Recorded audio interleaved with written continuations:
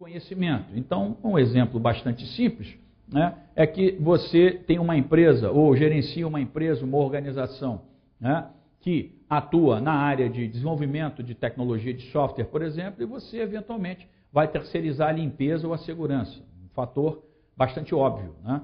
O que você não vai fazer é terceirizar, por exemplo, o desenvolvimento de software, né? Se sua empresa desenvolve software, não é isso? Se você terceirizar o desenvolvimento de software, você está terceirizando a alma do seu negócio, ok?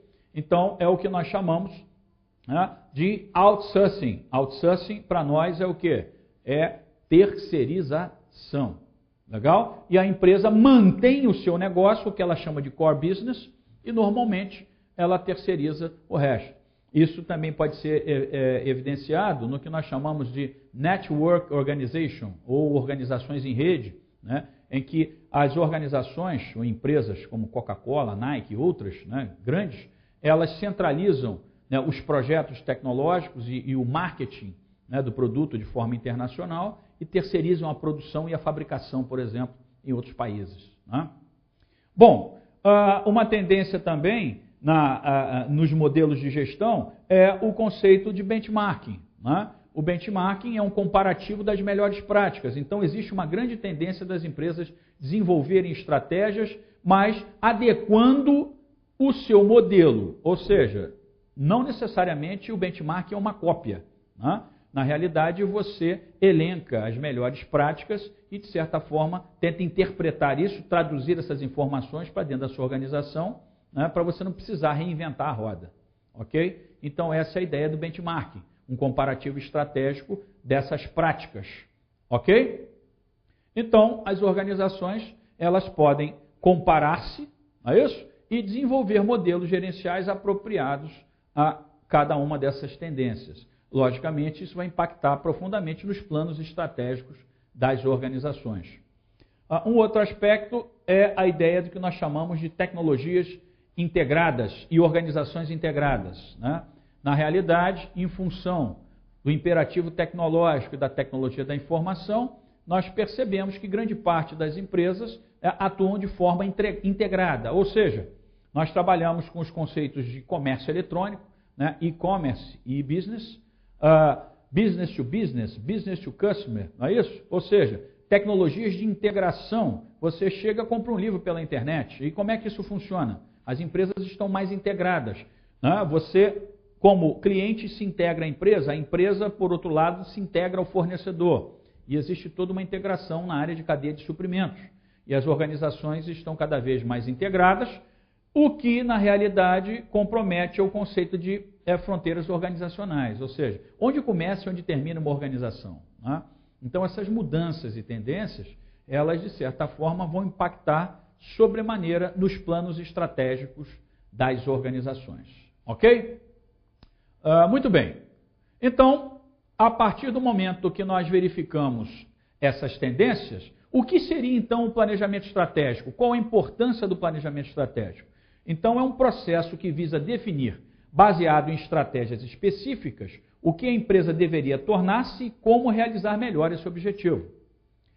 Essa ferramenta avalia todo o potencial da organização e associa claramente os seus objetivos às estratégias e planos de ação, assim como os recursos necessários para atingimento dos mesmos. O que eu quero dizer é que, na realidade, o planejamento estratégico, ele é um planejamento, ok? Só que ele tem um viés estratégico para a organização, ok? Estratégico no sentido de ser importante e estar no nível estratégico, ok?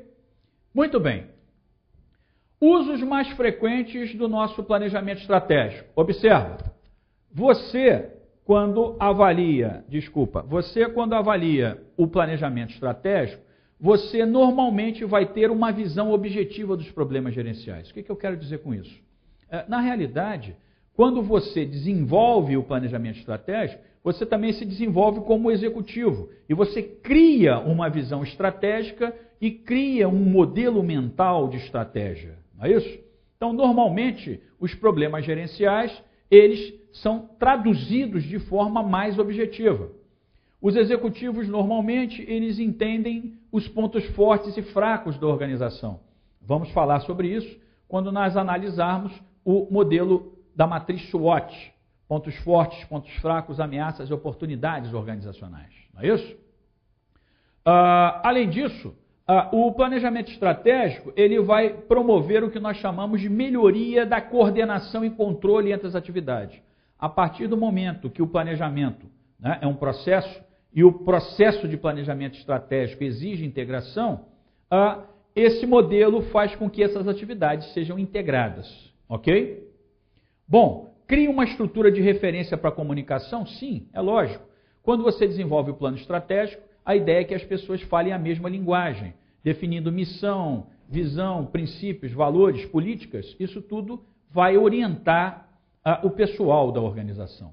Obviamente, isso ajuda a integrar o comportamento a partir do momento que todos vão falar o uníssono, ou seja, o mesmo som. A ideia é que todos estejam, de certa forma, encorajados também nesse pensamento prospectivo, ou seja, nesse pensamento orientado para o futuro. Ok? Ele, de certa forma, também vai prover a cooperação. Na realidade, o planejamento estratégico, principalmente na sua implantação, ele é um mecanismo que precisa de integração. Então, obviamente, o planejamento estratégico ele pode promover a integração organizacional. E esse tipo de atitude, como você pode ver, ele pode ser favorável às mudanças. Né? E mudanças exigem, de certa forma, uma integração. Né? Senão, a organização ela se desintegra. Né? É o fenômeno da diferenciação e da integração organizacional. Ao mesmo tempo que a empresa se diferencia em níveis, ela precisa estar integrada. Ok? E também definir os planos e metas e direcionamento da empresa. Óbvio que o planejamento estratégico ele vai tentar veicular um plano que oriente o atingimento desses objetivos. Ok? Muito bem. Agora, o que seria, então, o processo de planejamento estratégico? Né? Veja bem, senhores, na realidade, o processo de planejamento estratégico ele tem uma linha mestra. Alguns autores vão trazer orientações um pouco diferenciadas desse modelo que eu vou apresentar para vocês. Mas, considerando a maioria dos autores, o processo de planejamento estratégico normalmente não vai fugir muito do que a gente vai discutir aqui. Você tem aí uma miríade, uma quantidade imensa de livros que falam sobre estratégia e planejamento estratégico, mas eu posso afirmar para vocês que a ideia do que eu estou passando para vocês é uma ideia de que o esboço do processo normalmente não vai fugir do que a gente está discutindo. Ok? Então, a ideia do processo de planejamento estratégico, processo, início, meio e fim. Ok? Muito bem. Então, vamos agora apresentar a ideia do processo. Né? Como é que se estrutura isso aí? Como é que é o pensamento estratégico? Quais são as fases? Ok? Muito bem.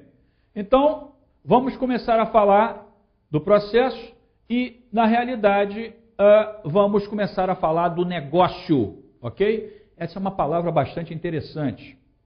O negócio é o que nós chamamos de âmbito de atuação da organização. Âmbito é escopo, abrangência. Eu digo, qual é o meu negócio? Qual é o seu negócio? O meu negócio é entretenimento. O meu negócio é saúde. O meu negócio é educação. Ok? Então, âmbito de atuação da organização. Qual é o escopo? Obviamente, o conceito de negócio, ele dirige o indivíduo a exatamente o que está exposto ali. Ou seja, o negócio tem a ver com a necessidade do cliente.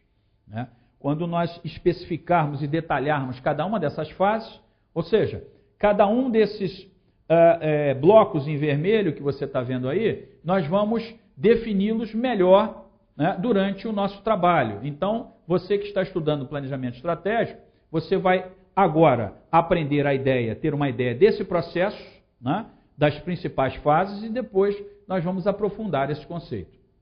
Mas a ideia é que o negócio, como âmbito de atuação, tem que estar focado nas necessidades do cliente.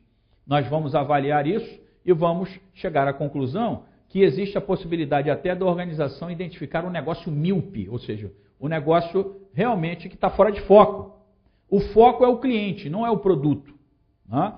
O produto é importante para a empresa, mas a necessidade do cliente é que faz o consumo do produto. Então nós vamos avaliar essa questão do negócio. Ok? Depois nós partimos para o conceito de missão. Observa, a palavra missão, ela representa a razão de existência da empresa no negócio.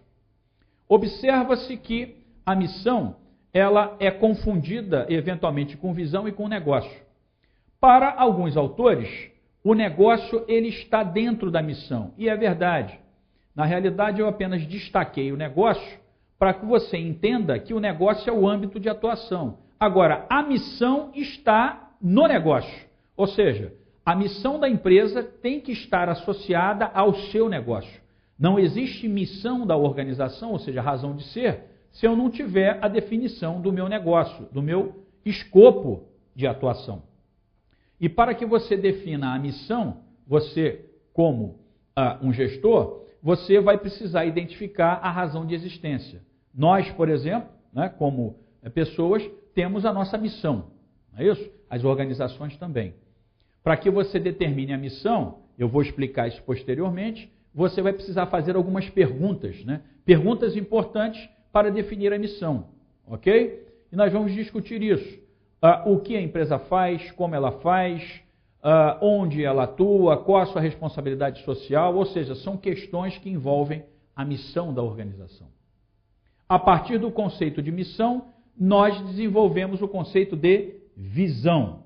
Observa que a visão é a explicitação do que se visualiza para a empresa no futuro, ou seja, essencialmente, qual a posição que a empresa quer ter no futuro.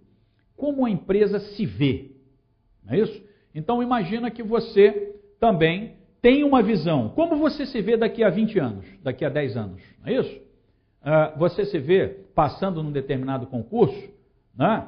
Morando numa outra residência, numa outra cidade, né? O que você vislumbra? Qual o cenário que você vislumbra?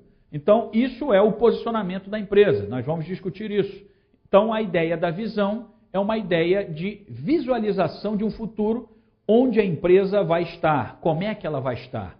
Isso representa o conceito de visão, ou seja, a missão como um farol alto e a visão já de certa forma, reduzindo o escopo. Ok? Muito bem. Então, a partir do momento que você tem a definição do negócio, da missão e da visão, você pode partir, por exemplo, para o conceito de princípios. Ok? Princípios, normalmente, são traduzidos como balizamentos para o processo decisório.